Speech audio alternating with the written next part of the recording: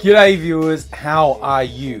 It's a little while since I've been on the tubes. That's largely because of VidCon. Australia was in Melbourne this past weekend, so I was busy all weekend from Friday night on, and then some bastard at VidCon gave me some sort of stomach virus. You don't want the details.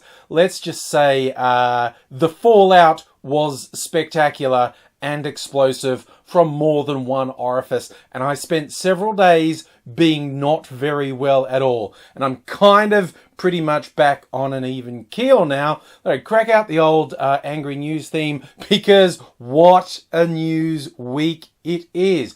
Almost on the same day, while they were hanging out in New York, Boris Johnson and Donald Trump both got their own doses of pretty bad news, and both are probably a bit more complicated than most people have wrapped their head around, because that's just the world we live in. The one that seems possibly to an outsider less extreme, but actually maybe a bigger deal, is Boris Johnson's setback, namely the Supreme Court in the UK saying that his actions with suspending Parliament were unlawful. Not that he was incorrect, that he broke the law doing it, that his advice to the Queen was unlawful.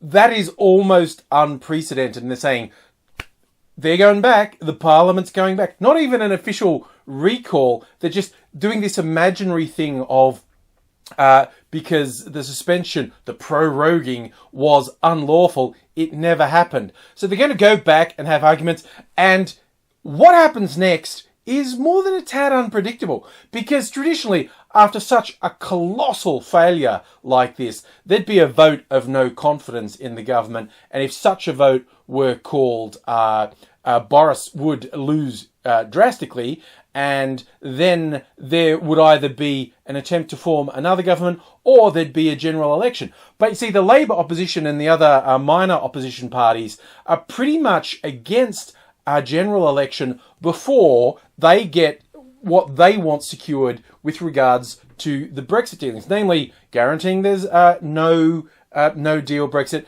and basically getting things a bit more in their favour. But it's a little unclear exactly what's going to happen.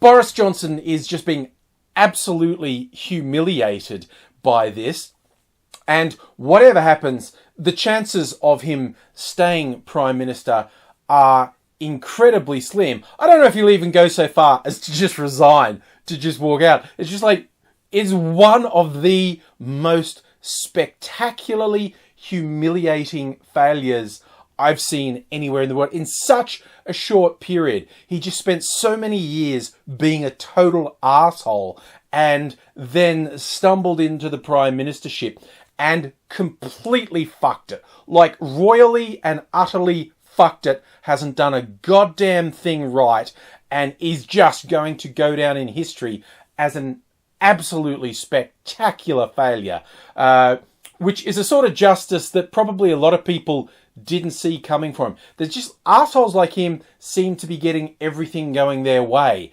and maybe the tide is turning, because it isn't just him, of course. Whatever happens in the UK, however they progress towards Brexit, or a general election, or a no-deal Brexit, or another referendum, who the hell knows, because it's all so unclear here. And I'd put a little asterisk. Anyone who says they know what's going to happen next is talking shit, and you should pretty much ignore them. Also, people don't know what's going to happen next in the US, with the Democrats finally agreeing to start an impeachment investigation into Trump. Now, after all the various fuckery, this has finally been triggered by revelations that Trump may have leaned on leaders in Ukraine to investigate Joe Biden's son, and possibly Joe Biden himself, for potential corruption in their dealings.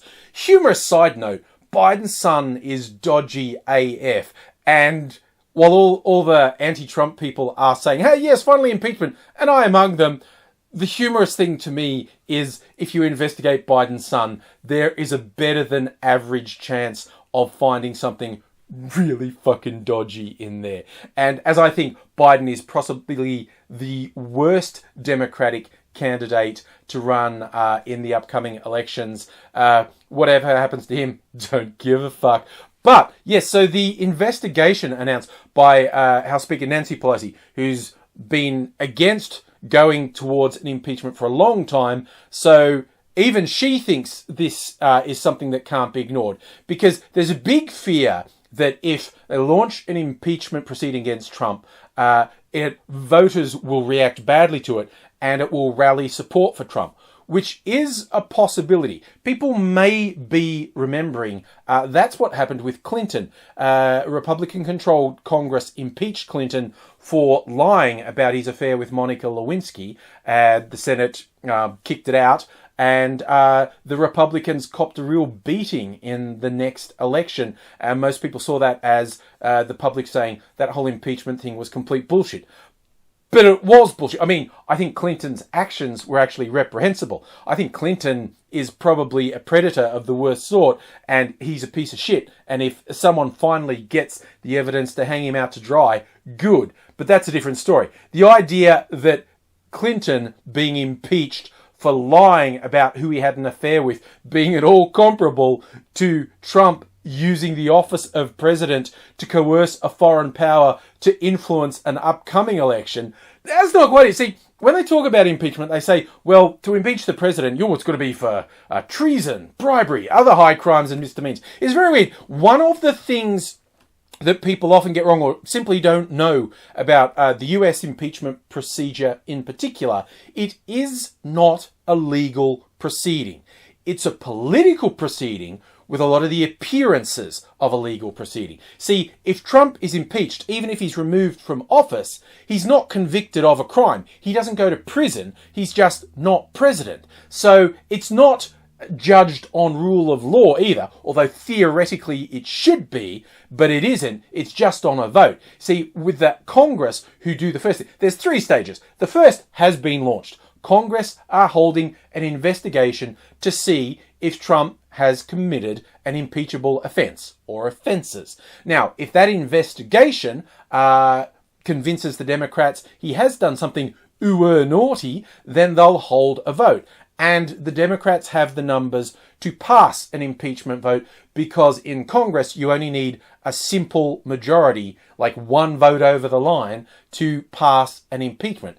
But then it goes to the Senate, which is controlled by the Republicans, and to actually throw the president out of office, the Senate needs to vote 2/3 in favour of removing the president. Something that's never happened. Only 2 presidents have been impeached. Neither of them were thrown out by the Senate. So the chances of there being enough Republicans with a spine to actually throw Trump out are incredibly close to 0. I mean, unless something incredibly egregious is uncovered in the investigation. And I mean something that's so out there, that's so criminal, that's so, out of order, they can't resist it. And when you see Trump's just non-stop grifting, that's always a possibility. It's possible that they'll uncover something that's so bad, even the rusted-on Republicans can't ignore it.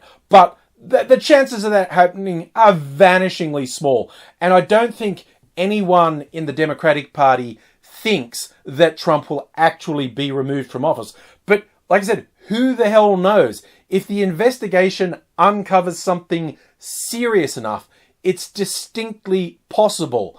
But, I mean, honestly, this is not something I'd bet on. I would bet that if it continues to proceed, the Democrats in Congress will vote to impeach Trump, but the Senate won't follow through on it. He's not going to lose office on this.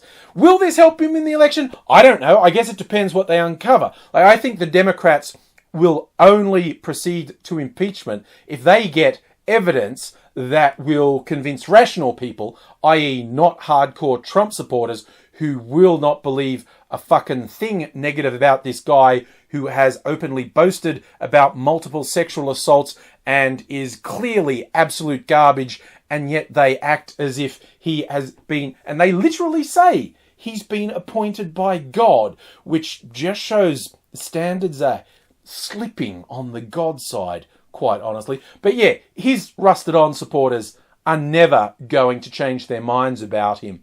But rational people might. And so I think Democrats will only proceed to an impeachment vote if they think they've uncovered something that's so clear that it will turn the voters against Trump. Because if it's only mild, like, oh wow, Clinton lied about getting his dick sucked, the voters reacted badly against that.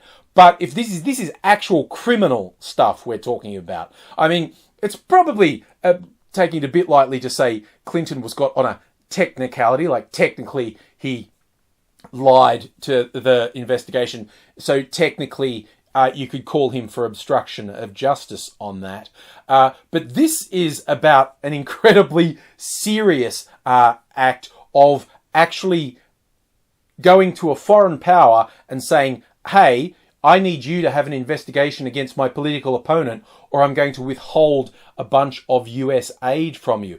That, if they get something conclusive about that, that's pretty serious. And of course, the fun thing about Trump, he's such a fucking grifter.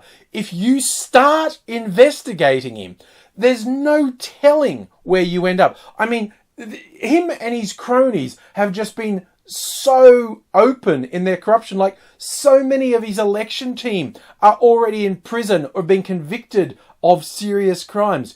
The idea that an investigation of Trump won't turn up criminal activity is hilarious. I mean, the details of what happens, who knows? But it's going to be an interesting couple months when we see the unravelling of the UK Parliament and the possible unravelling of the Trump presidency. At least it won't be boring.